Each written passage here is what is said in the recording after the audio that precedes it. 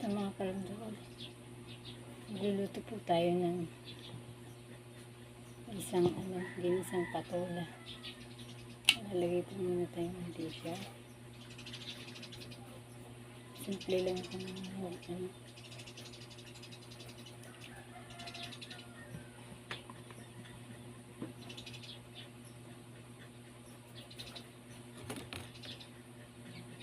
ilalagay na po natin ito. Nagsama ko na po sibuyas at bawang.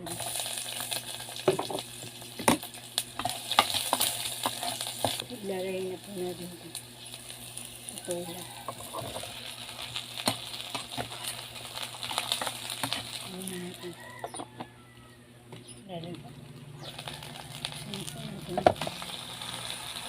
lumipad ka. Lagyan po natin ng ganito betsin lagi asin po saburan po natin. Antayin lang natin kumulo, malantay yung gulay. Siya kumulo na po siya.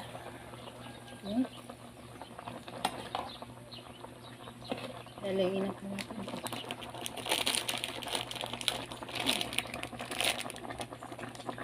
Sa tanghal. Meron para malusog. Ayan na po. Parang ano na siya, luto na siya. So, ilalagay na po natin ito. Omega. Nilagay po natin sa uli para hindi mawala. Haluin po natin ng bahagya. Na natin. With 1 minute. Ayan. Nakaluto na ang ating ulam. Ayan, dito na po siya.